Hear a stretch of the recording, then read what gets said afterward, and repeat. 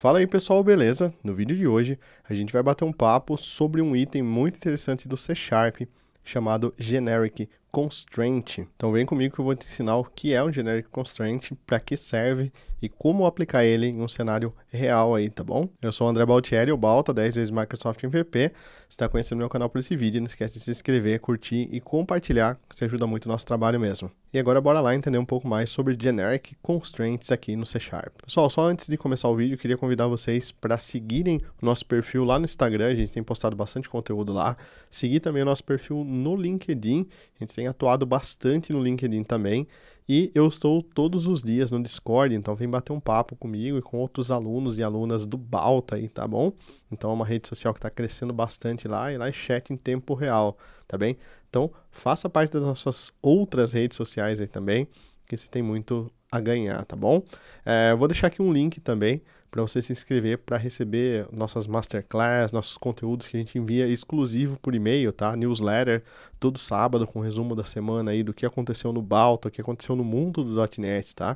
Então se você quer ficar antenado, ficar por dentro de todas as novidades, tem um link para nossa newsletter aqui embaixo. Então é só se cadastrar que você já vai receber automaticamente só o que você quiser, em MAL, e Blazor, .NET, tá bom? Bem filtradinho, beleza? Bom, pessoal, tem uma aplicação console aqui aberta, né? Uma aplicação vazia, tá? Obviamente no dia a dia vocês vão separar isso em classes, tá? Mas eu vou criar tudo dentro do mesmo console aqui, da mesma app, para ficar mais fácil da gente entender, tá? Então, no C Sharp, a gente já tem um recurso chamado generics, né? Que são tipos genéricos aqui dentro do C Sharp, e já faz um bom tempo que o C Sharp tem isso. Então, se eu criar, por exemplo, aqui ó, um public record, tá? Student, tá? E colocar aqui ó, um string name, por exemplo, qualquer coisa que seja, eu posso vir aqui e criar um var list igual new list, tá? E ele vai aparecer aqui um list T, tá? Onde T pode ser qualquer tipo, é um tipo genérico, tá? Então, uma lista genérica, isso aqui. Então, posso criar aqui um list de student, tá? Por exemplo, tá? Posso criar um list de string, posso criar um list de int, tá bem? Então, posso criar esses tipos aqui. Então, são uma lista, são tipos genéricos que a gente tem aqui no C Sharp, tá? Então, eu acredito que isso, provavelmente, vocês já amadureceram bem, né? Vocês já conhecem bem essa parte. Se você não conhece, dá uma olhada no nosso curso Fundamentos de C Sharp, que é gratuito, tá? Então, só acessar, vou deixar o link aqui na descrição para vocês. Lá a gente aborda bastante coisa.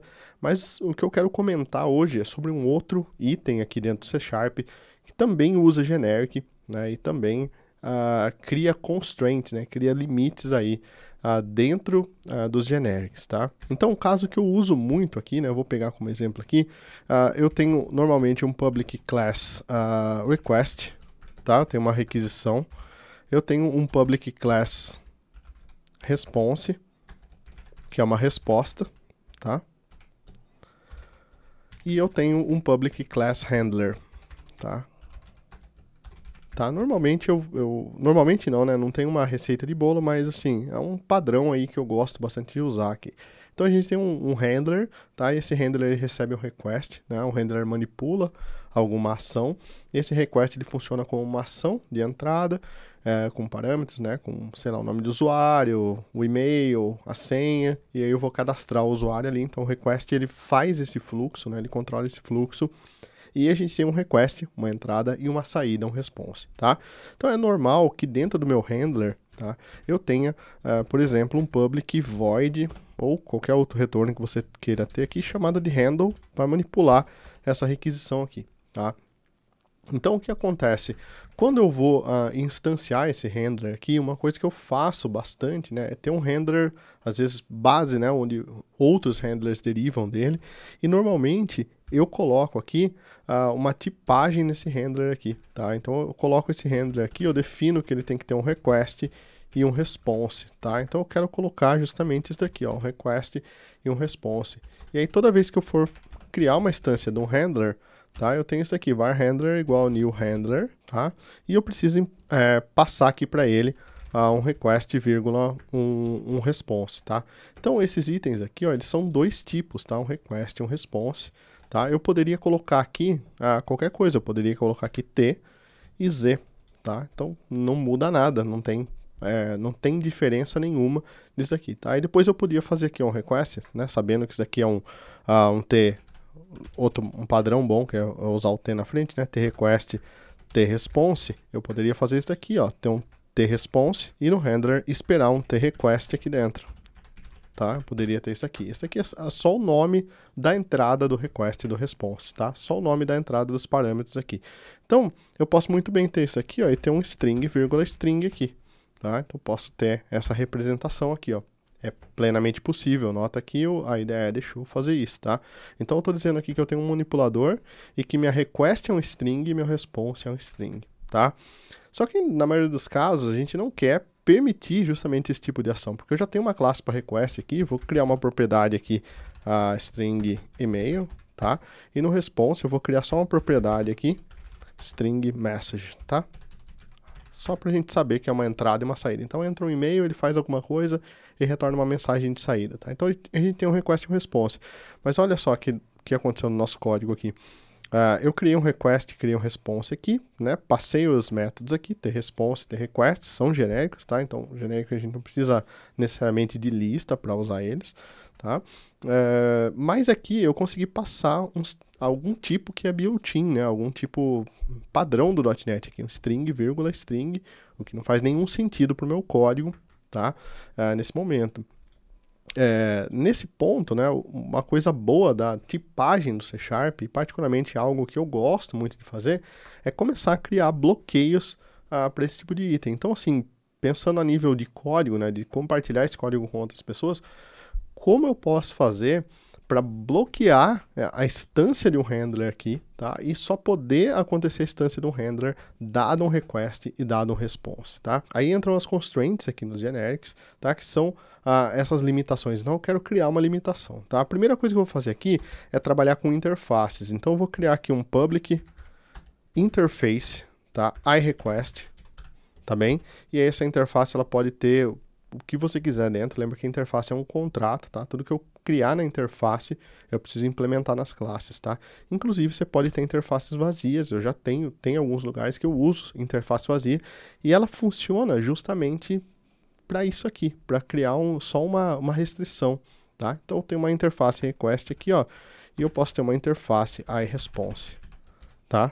Posso ter isso daqui, ó. Independente do que você tenha na interface, independente se sua interface está vazia, tá? Tenho duas requests aqui, tá? Duas interfaces. O que eu vou fazer aqui agora de legal? No meu handler aqui, eu tenho o request e o response, que poderia ser banana e maçã, tá? Poderia ser qualquer nome aqui, né? Desde que eu troque os nomes aqui, mas por convenção a gente vai usar o T, né? De tipo, né? tRequest, tResponse. E agora eu vou criar, no caso, as constraints aqui, ó. Então eu vou colocar aqui dois pontos, where, tá? tRequest seja do tipo iRequest. Olha que legal, tá? Então, ó, quando eu fiz isso daqui, ele já travou aqui em cima, ó. Ele já falou, opa, isso aqui não pode ser uma string, então. Você está falando que o tRequest, né, a requisição do handler que você está instanciando só pode ser do tipo request, né, do tipo iRequest, tá? Então, isso não pode ser uma string, tá? Eu vou fazer a mesma coisa aqui com o response. Então, ó, where tResponse, tá? Dois pontos iResponse, tá? Então, vou fazer a mesma coisa, ó, ele vai travar aqui também. Então, string, não posso. Eu tenho o request e o response, tá? O que eu quero fazer agora? Eu quero ter um handler aqui, né? Eu quero ter esse método handle aqui, mas eu quero que esse método handle aqui, ele seja do tipo request, tá? Que é a entrada, que está ali embaixo, e do tipo response aqui, tá? Só que o que acontece? Ele está travado também, porque tanto o meu request quanto o meu response, aqui embaixo, eles não implementam a interface, tá? Então eu preciso fazer isso daqui, ó, iRequest, dois pontos, iResponse, tá? E eu tenho a implementação desses dois. Quando eu vier aqui para cima, ó, meu handler, agora ele permitiu que eu fizesse um handler do request e do response, porque o request implementa o iRequest, que está passando por esse constraint aqui, tá? Então o tRequest precisa implementar o iRequest, e o tResponse precisa ser do tipo iResponse. Você pode usar tipo concreto aqui também, tá? Tipo response em vez do iResponse, tá? Mas eu recomendo focar em interfaces, tá? Depender sempre aí da abstração, nunca da implementação. Qualquer coisa, dá uma olhada no nosso vídeo sobre a injeção de dependência, né? Eu falo bastante sobre isso, de IP, IOC, um monte de outras coisas legais, tá? Vale muito a pena. Mas olha que legal, a gente tem o nosso render feito dessa forma aqui, tá? E com isso, o que a gente ganha aqui? Por exemplo, quando eu faço isso aqui, ó, var result igual render.handle, tá? E eu posso passar qualquer objeto aqui que seja do tipo, né, request, tá? Esse result aqui, ele já entende que é um tipo response, tá vendo? Ó, então, como eu falei aqui, ó, que o meu tResponse, ele é do tipo iResponse, tá?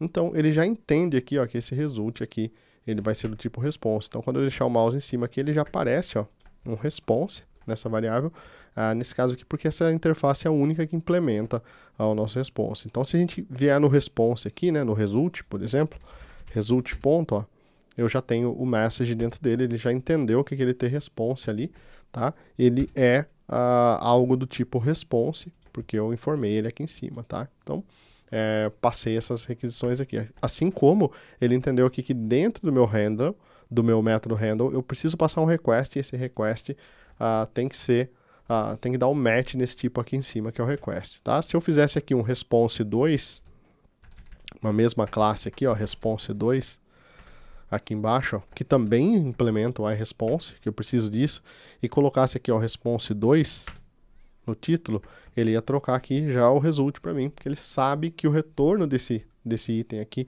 é um tipo iResponse 2, que por sua vez implementa o iResponse, tá?